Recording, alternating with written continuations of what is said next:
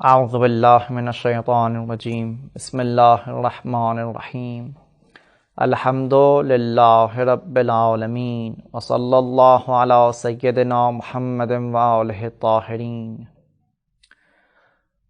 شہداء کے خانوادوں کو، ان کی فیملیز کو ہم نے مبارکباد پیش کرنی ہوگی ان کی شہادت پر، اور ایک آرزو ہے جو شہداء کیا کرتے ہیں اور ایک آرزو ہے جو ہم کیا کرتے ہیں۔ شہداء سورہ یاسین کے مطابق، آیت کے مطابق، شہداء یہ آرزو کرتے ہیں کہ کاش ہم جو بازماندہ ہے، ان کے جو رشتہ دار ہے، ان کے جو شوہر ہے، بیوی ہے، بچے ہیں، ان کے جو ماں اور باپ ہے، کیا وہ کیا خوب ہوتا کہ وہ یہ جان جاتے کہ خداوند متعال نے ان شہداء کو کیا عظیم صلہ عطا فرمایا ہے اور کس عظیم مقام پر ان کو فائز فرمایا ہے۔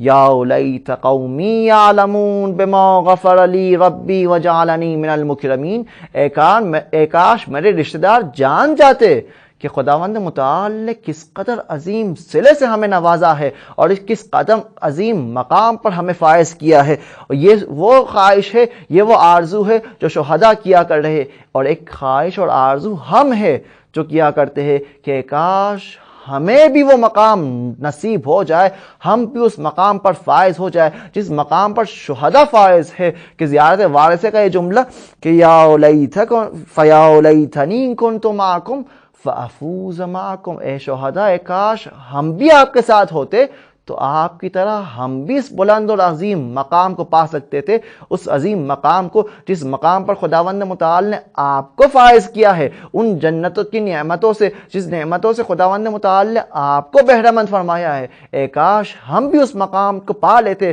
اور ہم بھی ان نعمتوں سے استفادہ فرماتے۔ کون سی نعمتیں؟ مکرمین کا مقام۔ کون سا مقام؟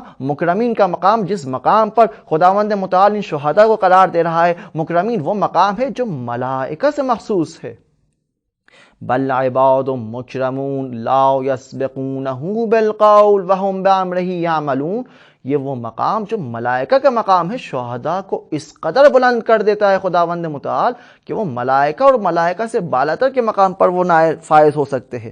تو خداوند متعال سے یہی دعا ہے کہ ہمیں بھی شہادت جیسی عظیم نعمت سے مالا مال فرما تاکہ ہم بھی اس عظیم مقام کو درک کر سکے۔ رزقنا اللہ و ایاکم انشاءاللہ۔ السلام علیکم ورحمۃ اللہ وبرکاتہ۔